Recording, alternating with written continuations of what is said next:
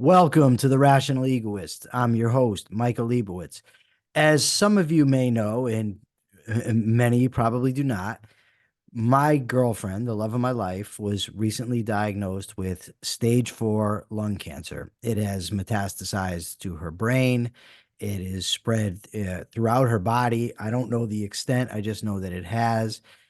And it really has got me thinking about my life philosophy, not questioning it, just thinking about how it applies to suffering, to pain, to grief.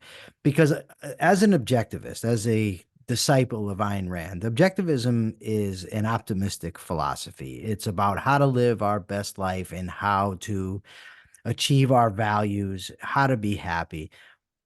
But in my view, objectivism has not focused on suffering and pain quite enough. And I understand why. The reason being because Miss Rand did not want to make those things the most important aspect of ethics. And I don't believe they are, but they are nonetheless a part of life.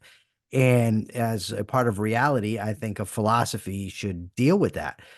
And again, to discuss these matters with us today is our good friend, Mr. James Stevens Valliant. Welcome back.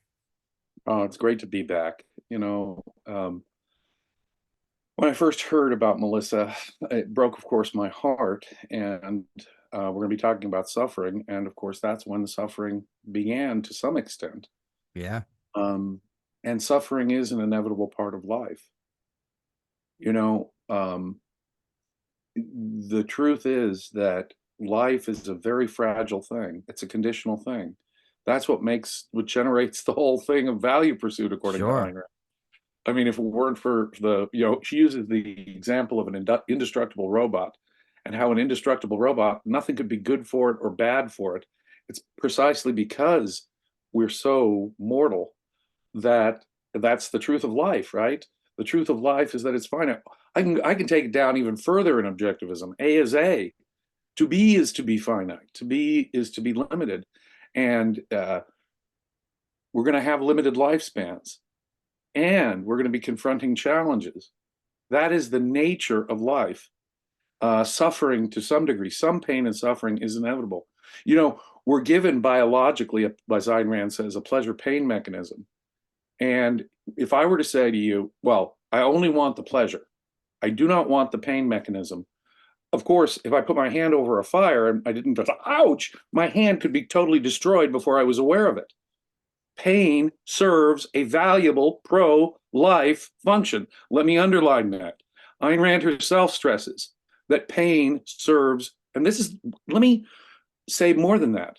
On the emotional level, we wouldn't be capable of suffering similarly if it did not serve a purpose. So, you see, when Ayn Rand has, spoiler alert for those who haven't read Atlas Shrugged, when Ayn Rand has Dagny Taggart crashing into the valley, Dagny Taggart's paradise. And there she opens her eyes and she sees the love of her life, her soulmate, the embodiment of all of her values there in front of her eyes. And we've seen her for the first 2/3 of the book enduring such injustice, having to work so hard to overcome that injustice. We've seen her suffering. We've seen her confusion in her romance with Francisco. We've seen the government take away her John Galt line. We've seen all the battles she's had to fight. And we've seen her suffering. She opens her eyes. She sees the love of her life. And she says, we never had to take any of it seriously, did we? And he says, no, we never had to. It's one of those beautiful moments in all of literature, really. Ayn Rand is not saying, she's not denying the fact of suffering. All she's saying there is that when you know real happiness, that's the most important thing. That's what counts. No matter how hard it was to get that goal, no matter what I endured to get that goal, if that goal was rational and really was the pinnacle value, anything, any of the suffering to get there. I have another quote from Ayn Rand, which I think is really amazing. It's from her 1945 film, Love Letters. And it is the very, very last line of the film. So there's kind of a spoiler alert if you haven't seen the film. Just But spoiling all kinds of stuff here, Jim. yeah, she says, it was terrible waiting for you. She finally, at the end of the thing, we're convinced that she's never going to realize the man she loves. She's already found the man she loves. We're convinced that it's doomed for so much of the thing. It's just a horrible, in one sense, suffering that this heroine also goes through. Her very last line in the film: "It was terrible waiting for you, but finding you was such a miracle that everything that I've suffered seems a small payment in return." Now that's what Ayn Rand means. That's what Ayn Rand means. She means that the quality of happiness is such that it makes the struggle worth it. It makes the struggle worth it. Now, Objectivism has all kinds of great advice, practical advice on this subject, believe it or not. And a lot of it is rooted in, for example, Ayn Rand's citation of the Serenity Prayer. God grant me, right, the serenity to accept the things I cannot change, the courage to change the things I can, and the wisdom to know the difference. Is no sense worrying over something that's already happened. If it's inevitable, if it's baked into the cake, if it's water under the bridge, stop crying over that spilt milk, Ayn Rand is saying. Okay? Do what you can now to fix it, insofar as you can. Get that courage going so you can do what you can, what we can to face the suffering, and the wisdom to know the difference. And this is really hard. And so she'll give you all kinds of great advice about setbacks, short-term losses. But you know something? There was one thing that Ayn Rand herself said, I'm sorry, I don't have a fix for. And that is the permanent loss of someone you love. Sorry. There's no comfort. I'm not going to diminish that loss because it's just a permanent, forever, nothing I can do about it loss. And so I can give you all kinds of advice on stick with it. And, and through the course of her novels, she's giving you all kinds of incredible practical advice because her heroes and heroines endure all kinds of crap. They have to fight people. They have to fight themselves sometimes. They have to discover things about themselves, like Hank Rearden or something, right? Or Dominique Franken. But self-discovery, dealing with a context, there's limits to that, in the sense that if I lost my wife, you may as well just hack off my arms right now, okay? I am sorry, that's an irredeemable loss. There's nothing I'm 60 now and I've been with her for 27 years. I'm not going to live long enough to have anything in my life that approaches anything like that, just in terms of a realistic understanding of my lifespan. So losing her would be to lose my top human value permanently, without anything that could possibly ever replace it, in kind, ever, full stop. Total, complete, thorough loss. Now, what is the appropriate emotional reaction? Well, of course, the appropriate emotional reaction is emotional suffering. And if I did lose her, that suffering would be the payment for all the happiness in effect. But that's what the heroine in Love Letters is saying. That is a small payment, in effect, in return for the 29 years of unbelievable joy that she's given me. Am I going to have to confront the Stoic, or the Buddhist might say, stressing that serenity part and forgetting about the courage and the wisdom parts, he might say, don't get too attached. Yes. Don't fall in love too much. Don't care too much, because you're just setting yourself up for heartbreak. I disagree. I do They too. would live a flat, boring life. They would not have had the 27, 29 years of unmitigated passion and perfection that I've had with the love of my life. And if I have to suffer, if she were to die tomorrow, that suffering would be a small. Now, how do I know this? How do I know this? I'm saying this before even confronting my wife's death. I have in my own life experienced death, permanent loss of people I loved very, very much, who mattered a great deal to me. And I'll give you one example, my brother. This happened 30 years ago. So I still get emotional about it. This is another thing about a permanent loss, like someone you love dying. You never get over it. It can still get me emotional. He died 30 years ago. And if I get into you and talk about it, I'm going to start crying, okay? Because the pain, that the loss doesn't go away. That loss is registered and it's a loss forever and ever and ever. But you know how I dealt with it? It was my brother. He died when he was only 30 years old after a long, protracted illness where my mother and I had to watch him slowly decline and go blind and lose basically his ability to do anything. What courage he had, by the way. What inspiring fucking courage he had to live his life knowing he had a death sentence, knowing it was finite. You know, when he first told me he had a terminal disease, that day, when he told me, I just started crying. I couldn't help it. He's my brother. And he said, okay, Jimmy, get it out now. You can cry all you want now, but that's it. Every minute we spend now, from here on, we're going to be doing what we love to do, the best things we love to do together. We're going to enjoy it. And so I did. I just poured, I cried, I got all my tears out, knowing that my brother was a very serious guy and very mature and thoughtful about such things. And I squeezed every drop of juice out of the year and a half left that he had, so that I maxed some of the best memories I had. I knew him, he was my brother, so I knew him up to that. He was 30, I was 29. I'd known him for all those 29 years. And how do you cope with an irredeemable tragedy, especially a tragedy like the death of a young person? It just seemed so horrific that such a good guy, such a high value for me, should be taken away so young.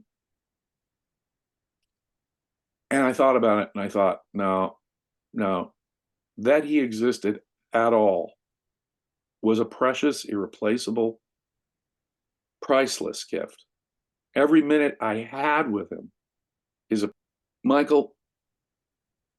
I don't know what's going to happen with Melissa. And I may be,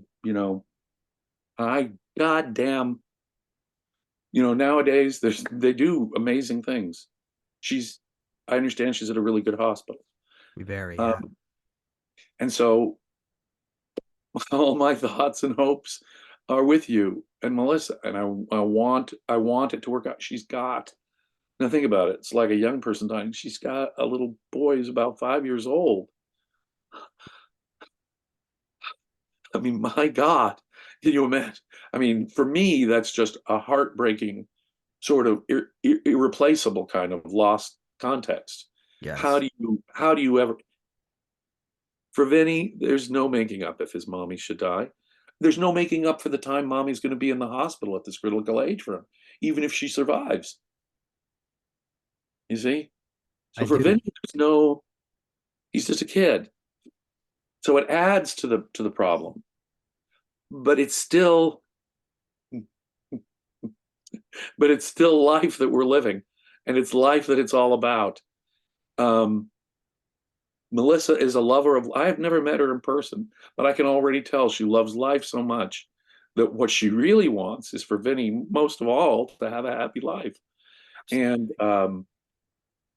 whatever suffering her disease takes you through, whatever suffering that it takes, your value of her and your understanding of her values is really going to be highlighted. Like I say, when my wife was in the intensive care unit for a week, it totally made me more grateful for every second thereafter I had with her. It also rededicated me to all the values that we shared, so that even when she was still in the hospital, I would go, when I did go home, I would find something that I knew she and I shared together.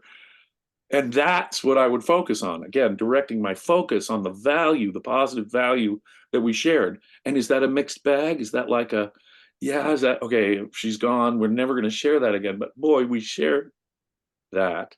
And that's what's important, is that we shared that, that we had that. Jim, back to the, to the essence is happiness is achieved or attained by the achievement of one's values. So it stands to reason if one loses values, suffering would be the result. Must. Now, Melissa and I met, when I was, I think, 20 years old. So she would have been like 17. And she was dating a friend of mine. And that friend, one night, he hit her. And I stood up for her. And that caused her to like me, to respect me. She appreciated it. And in 2005 or so, she wrote to me. I was in prison. And we exchanged a few letters. And then we, you know, didn't talk for until I think 2022. And she wrote me again. And we started talking on the phone. Within 2 weeks, I was in love with her. She just blew me away completely. And she said to me recently, I'm sorry that I wrote to you because of what you now have to go through. And I told her exactly what you said, was that it is so worth it, for the love that we shared, for all the experiences that we have, for everything she gave me. It's so incredibly worth it. And that is life. And so one of the lessons is, there's so many to me from objectivism, but one of them is acceptance, facing reality and dealing with it, not evading the pain, acknowledging it, facing it, because it helps to process it and you can actually deal with it. And it hurts like hell. But I would rather hurt over a lost value, than never have the value to begin with. And she and I, like, we had a conversation, and I told her, I'm going to die one day. You're going to die one day. Vinny is going to die. We're all going to die. Even little Vinny, Even little Vinny. We're all going to die. right. But in the meantime, regardless of whether we have a week, a month, a year, whatever, we can live and have moments together that are just amazing. Now, I want to stretch back a little bit to, you talked about how emotions, all of them, are important. And to me, they all have learning. I always try to learn from my experiences. And my whole life, I was so insecure and so afraid I was going to lose my mother and lose people that I loved. And I thought I couldn't handle it. In 2008, my mother committed suicide, and I broke. I mean, I didn't break. I shouldn't use that word. What I mean is I was so depressed and upset, but I realized something in the meantime, was that I'm still breathing. I'm still living. And if I can process this, I can take anything. This was the biggest fear I ever had in my life, and I'm breathing. And now, because I've cultivated that strength, and I cry every day, and it breaks my heart. But another thing I told Melissa was, if you never wrote to me, what would I take care of Vinny now? For 4 or 5 days a week, what would be happening? I mean, somebody would take care of him, but it would be so different. Who would spend time in the hospital with Melissa like I do? It's just, I don't believe in fate. I don't believe in some cosmic purpose or anything else. But it seems as if there's a feeling as if life prepared me for this moment so that I can be there for her and love her. And, you know, I don't know what's going to happen. You know what I mean? With cancer, it's up, it's down. Some days I think we got great news. The next day, I'm in the pits, and it's very easy to get caught in that. Maybe it's impossible not to, but we're still living. We still can share moments together. And that, my friend, is precious. It's everything. Everything. It's everything. Absolutely. It's everything. Those stupid damn Stoics and Buddhists, they really are suckers. No, They'll never cry like you and I do, but they'll also never have the joy that you and I do. And so they're not even in a position like you and I are to say, yeah, well, it's worth it. I'd rather endure the suffering. I'd rather live the full range of my emotions, have the high joy, even if I have to have the low suffering to sort of at the end pay for it, if you will. What we're saying is, though, the happiness is what counts. And being fully human and is what counts. And anyone who tries to, and forget the Buddhists and the Stoics for a minute, anyone who tells you, there's an afterlife and is trying to diminish the loss that way is also depleting it of its meaning and lesson and value to us. But the context, and this is the thing, context does prepare you. You are more resilient because of those tough things. If we don't face resistance, right, we never develop the muscle. And you've got a powerful ass muscle now so that you can do some heavy lifting in the suffering department, right? What I find astonishing is, given your background, how you created a psychologically healthy attitude towards things. I've read enough forensic psychological reports and as a prosecutor to know that people who were raised by heroin addicts whose mothers disappear for days at a time, my psychologist friends would say, oh, he's going to have some serious attachment issues. It's going to affect his relationships with people. He's going to affect his romantic relationships, his relationship with close friends, guarantee it, because that's the way his mother was. He never got secure attachment. How you have managed at this point, despite all that. Now, think about that, though. It may be not despite that, but because of it. Because of it. And because of that loss, here you are in prison. You can't even get to your mom when she's, in fact, you learn about it later. Oh, yeah, your mom died, by the way, Michael. And you're there sitting in prison the whole time. Now, that's a kind of suffering that a lot of people would just collapse in the face of anyway. For you to have actually found the character in there to say, no, I'm still breathing. When you say that, it's really funny. I give younger people, men in their 20s who come to me for advice and stuff. One of the things when they're worried and they're fretting, one of the things I always do is, well, let's go all the way. Let's say the worst possible thing happens.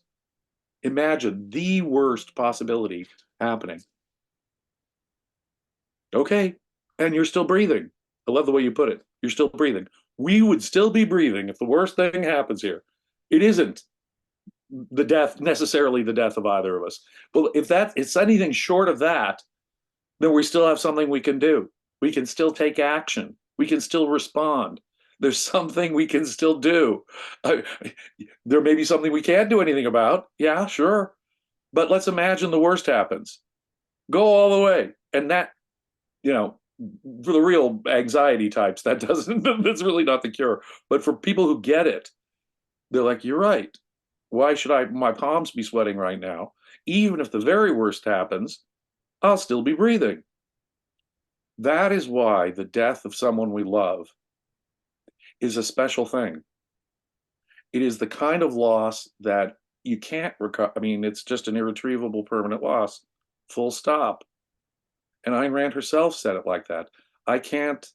There's no words of comfort I can give you. They even asked, was it Tom Snyder in an interview in 1979, Ayn Rand, you don't fear death. No. The death of someone I love, though, is the thing I fear. My own death. I'll be gone. I won't need to worry about it. No. I won't be there to be worried, to be crying about it. It's the death of the people I love that has me so worried. And I have to agree with her. And there's no pretty way around it. It's a permanent No, it is loss. permanent, but it doesn't mean it's the end. No. Because we can lose. And my sister a couple weeks ago, maybe I don't know, my sense of time is going, with the days melt into one another. But You're under all kinds of stress right yeah. now, my So brother. But you're my even doing this is a miracle to me. Melissa I'm amazed. actually said to me, she says you have to keep going on social media, you have to keep doing your podcast, you have to keep going. And she tells me, you have to go out. I want you to go out with your friends. I don't want you sitting around the house. Just, even when she's here, she's in the hospital, whatever. But my sister told me, because I was so sad, I was crying. My sister said, yes, but there's something so beautiful in that feeling of suffering and that expression of love that you're capable of. And Melissa, last Sunday night, she was home for a couple weeks or so. And last Sunday night, she had a series of strokes, small strokes, and she had to go. She's in the hospital still now, and she lost the use, which is coming back now. Actually, the use of her right arm and her right leg. Her right arm is back. The right leg, she can move it up and down, but can't move it. But it is coming But it's back. coming back. Yeah. That's great news, Michael. It is. So her right arm was not in her control. It nonetheless was spasming. It would go, it would scratch her. And as a result of this, I had perhaps the most beautiful experience I've ever had in my entire life. No control over her body, her right arm, but I held her hand, and her hand squeezed mine. Her subconscious mind loved me so much that she squeezed my hand, and then I took her hand and I put it over here, and her hand, it caressed my face, and the Okay, uh you can see what a baby I am. I'm going to be yeah, bawling yeah. tears. Now That is one of the most beautiful things I've ever heard. it was. Not even conscious of it directly. No. Her body is just doing it because that is already part of her. And it Oh, was just, it's so, uh, the that is philosopher, the psychologist in me, I was fascinated by it. But the lover, the poet in me just found it to be just, it was so beautiful. I could, like, it was like there Christian. was, because a person can consciously tell you anything. A person can hug you. A person can tell you, I love you. But this was not part of her conscious control. This was the subconscious part of her expressing herself for me. How do you put a price tag on a moment like that, What have Jim? you done to me? What have you done to me? I'm going to make a comment here too about my own reaction and tearing up like this. Okay, I'm going to do it. We discussed this earlier yesterday, and I mentioned this, and I'm going to mention it again. There's this amazingly wonderful episode of South Park. Stan, the fourth grader, his girlfriend Wendy breaks up with him and leaves him. And of course, Stan, oh my God, my life is over. I'll never love. He's 9 years old. I'll never love again. My love life is, well, maybe you're being a bit premature, Stan, but no. But he's not going to be, like one of those gay kids and get all cryy and show her that I'm weak and I'm not going to grieve this. He's going to go be negative, pessimistic, cynical goth. And so in South Park, they have the goth clique in the school. They're all in black and they stay up all night at Denny's drinking coffee until 3 in the morning and being bitter about life and complaining about how life sucks in general. And that's all they do is talk about how life sucks. And they're actually avoiding any specific. And it's actually, as you see it, Stan is actually avoiding confronting the pain of Wendy having left him. There's another subplot to the same episode. The character Butters, this little innocent kid who naively falls in love with someone. She breaks his heart. He shouldn't have. It was pretty naive, as we learned. But he's so naive. She breaks his heart, and he's crying. It's of course a rainy night. Of course, it's a rainy night when we cry and grieve. It's a rainy night. He's sitting there on the sidewalk, and he's crying. And Stan, all dressed up in his black goth outfit, comes up to him, and he says, "Yeah, well, don't you want to be a goth now?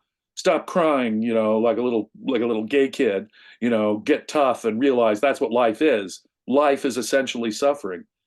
For you see, the Goths believe life is essentially suffering. And Butters turns to him and says, no, no, no, no. These tears meant that I really had that wonderful positive feeling. And I would not trade that for anything. In fact, these tears are an easy price to pay. In fact, I'd rather be a gay, what you call gay and crying here, than be some faggy goth kid who thinks life is miserable all the time. See, they have condemned themselves to a life where suffering is the essence. where we have to take it seriously because that's all it is, if I can use Ayn Rand's words. You see, Butters realizes that no, no, no. What I take seriously is that happiness and my capacity for both extreme happiness and extreme suffering means I'm alive, I'm valuing.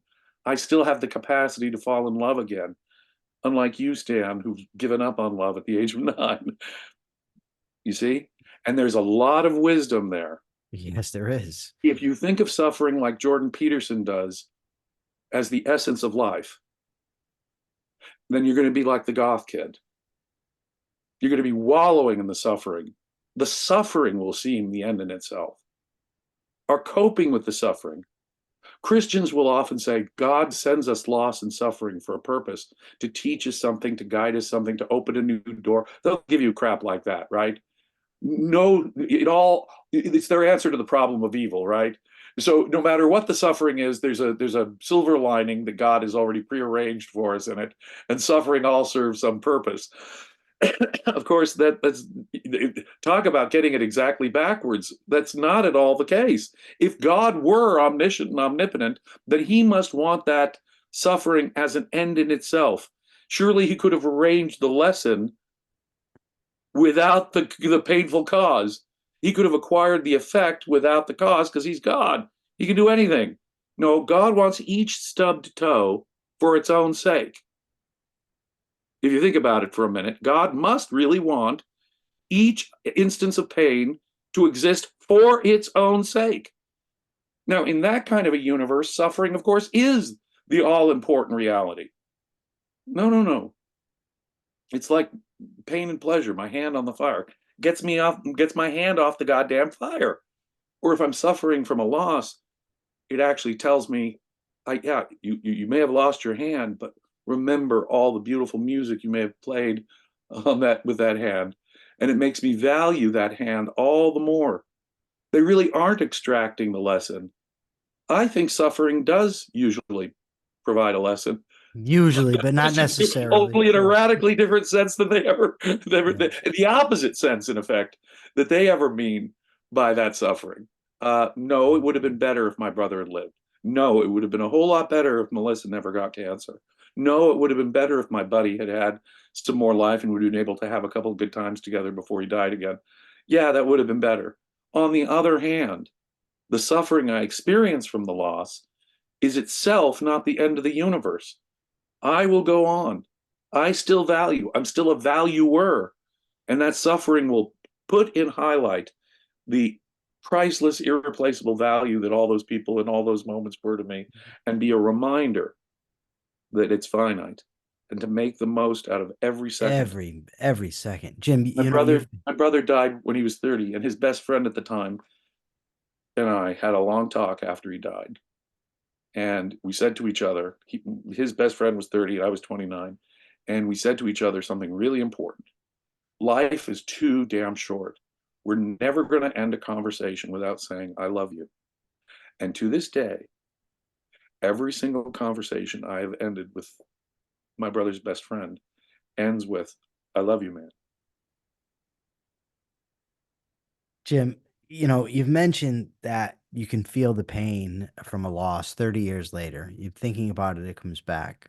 But there's something else with that, and that's that we can also experience the joy that came from that. And you can't have the one without the other. And that's another thing about the objectivist, is the idea of volitional consciousness, the ability to direct our consciousness, to reframe the way that we think about things, to think about them in a more realistic way. And the hardest part about this whole thing for me is I see how Melissa loves that little boy. And she just loves that kid with so much, and I told her, I said, I will never, ever let him forget how much you love him, because she loves that kid with so much force and fierceness and power. And I look at it and I'm just in awe, and to see what she's going through at the prospect of being separate from him. And while that breaks my heart, for the rest of my life, I will always have a memory of what that kind of love looks like, of how strong a mother can love her child.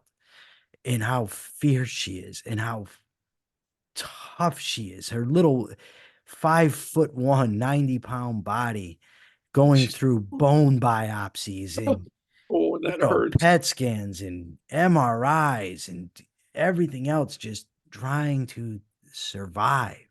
Mm. And today, she and I got in a bit of an argument because she didn't want to eat. And I told her, you have to eat. I mean, I told her what I told her was, look, I said, if you want to give up, I'll understand. If you don't want to go through this, I'll understand, and I will back you up and be with you every second of the way. And if you want to fight this, I will go through hell with you. But you have to eat. You can't not eat. You have to, because while I understand why you are struggling with that, the cancer doesn't care. And I asked her, I said, do you want to live? And when I asked her that, she basically punched me in the face, to be Good honest. for her. Well, it is, because what it showed me is there's fight. Fight. There's fight there. And I told her, she said, I've told you I want to live. And I told her, human beings can say anything. I want to see it. I want to see that fight, the fight that you guys, you can hit me. You can tell me to leave. I'm not going any fucking where. You know what I mean? So I want that fight. I'm going to be a bawling mess when you're Yeah. done. Fight like that Oh, to man. stay alive. And you know Yeah. what? It's cancer. I can't guarantee it. I wish I could say to her, look, fight, everything's going to work out, but I can't. But what I can Yeah. guarantee is this: she's got the best doctors. She's in a Right. great hospital, and She's at Yale, thank God. yes, and she's got so many people that love her and are pulling Yeah. for her. And let's do it. Let's fight. And then after that, she ordered lunch. She ate her lunch. She was feisty and antagonistic towards me. She wasn't putting up with my crap, which is great. I love it. Love That's it. fight. If you She's want to got hit fight. me, hit me. So, I'll end this story with a funny little anecdote. The doctor, I'm constantly making jokes. I mean, it's what I do. It makes her laugh. So I told her, honey, I said, you have to look on the bright side. And she says, I says, I'm not sick. I, I feel great. So there's that.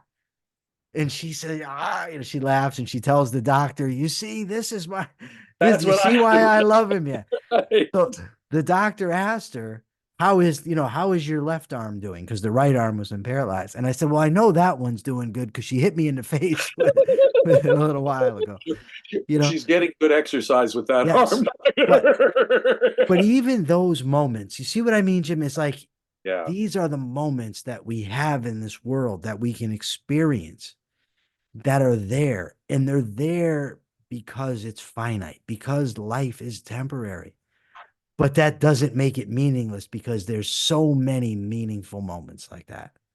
Boy, don't the religious people have it all backwards? And the existentialists and Yeah, the and the nihilists. existentialists. Oh, Yes. well, yeah. The existentialists don't even have the excuse of believing in a supernatural dimension. No. The existentialists, in a way, are worse. They're worse. Yeah, the very Yeah. fact that we have free will is, a crisis. There's A great burden. Yes. a great burden. And, and those Christians who tell us, look, death is an end, a defeat, the conquest of the humiliation, the laughing at all of your efforts. No, it is not. The finitude of it, that, as you point out, the death, actually, I mean, I think, what that reminds me of? It reminds me of someone like Chopin or Gershwin or Mozart, one of the greatest composers who ever lived, and all three of those men died at a very early age. They all died around the age of 40 or less. Imagine another 30 years of Chopin music or Mozart music or Gershwin music. I mean, world music would be in a different state. And yet, I think to myself, thank goodness that Mozart had those years that he did have, or that Chopin had the years that he did have, or that Gershwin had the years that he did have. If you die at 39, and you compose music like that for me, I am grateful that you existed that long. Would I say, oh, well, it wouldn't be worth it to have him live only 39 years, so don't let him live at all? Think of all the irreplaceable values that wouldn't have existed if he hadn't existed at all. No, be grateful for every year he lived. Be grateful for every piece of music he got out. Talk about getting it upside down. It's only the person who sees the finitude of life that can appreciate, oh my God, we had that genius for 39 years. What a remarkably wonderful thing that I would never trade it for anything else, that we had his life for 39 years. It was like my brother. I had him for 29 years. That's what counts. What counts Yes. is every second of that. It was doomed to be finite. It was always going to be finite. Yes. The question is the quality we made out of the each irreplaceable second that we had. And in that score, Christians, if you believe you got an infinite number of seconds coming, you could waste them. Oh, don't worry, Jim. You'll be with your brother forever and ever and ever and ever again. It would take away, yeah, maybe it would take away the tears for the moment, but that would be totally unjust. It would be diminishing and taking away the function of the tears, by the way, to highlight the value, to remind me of my values, to help me go on and pursue my values, and to cherish each moment for what it is. Talk about getting it exactly upside down. The existentialists, they're filled with nausea over the condition of man and choice, and they have less excuse than the religious people do. The fact that we have choice, for example, is actually what allows me to step out of in the serenity prayer, to have the courage to change the things I can. Otherwise, I am stuck like a Buddhist, and you may as well, if you're going to be Jean-Paul Sartre, you may as well be a Buddhist, right? I mean, I'd go join a monastery or something, avoid making choices, avoid getting committed to things, and you'd have the most flat, unenjoyable, unemotional life. You'd never have great joy. You'd never have great suffering. You'd never have to make a difficult choice because you're there in this world without choice where everything is taken care of for you, right? But guess what? Life is still finite there. You're just going to have a boring, flat life, chanting some Gregorian chant with the other monks in some monastery. Oh boy. No, I'm going to get the hell out of the monastery. I'm going to listen to all the music. I'm not going to leave anything on the table of life. I'm going to squeeze all the juice out of every piece of fruit I pick up. That is the way to be, Jim. That is the way to be. And with that, my beautiful girlfriend asked me, I was going to bring it tomorrow morning. She wants her makeup and her mirror. I think I'm going to drive the 45 minutes to that hospital tonight and drop off her stuff. Oh, Jim, and thank you, Jim, so much for being here. You are a prince, sir. Thank you for everything. And by the way, you set up a GoFundMe page for us, and we asked for $5,000, and we have now exceeded that. And that is it's a such matter a of help. to my values, my brother. You are an Uh, inspiration to me, and never more so than now. Thank you. Thank you. And Jim, I love you. I love you too. Now, where can the people find you?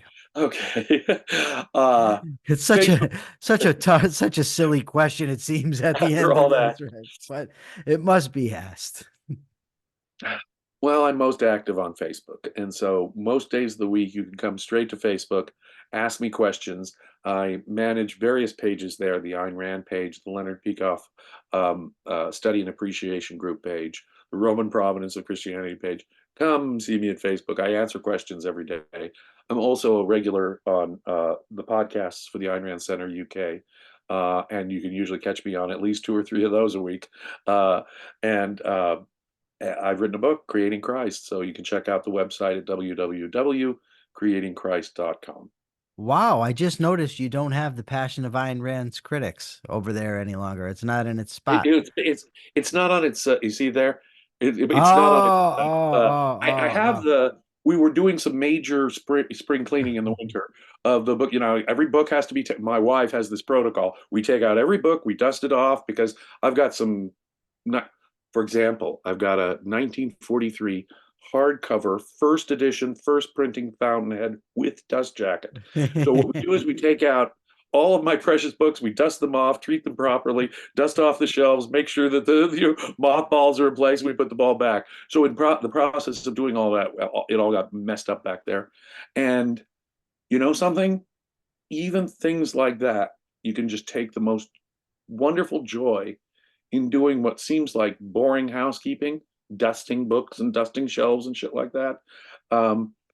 If you're doing it with someone you love, if it's the books you love, and you know something, if someone says, well, you're risking all this happiness for you're going out on an edge and loving this first edition Fountainhead that you have and cherishing it. So if I didn't have that commitment to each of those precious books, you see, and treat it like that, then I'm not really getting the value of having it, am I? No. And it's the true, all the more so with human beings. Jim, before we go, and I was supposed to wrap up, but I want to share a quick funny story. My TV isn't working because the remote, I think that the batteries are dead. So I told Melissa, you know what? I think the batteries are dead on the remote.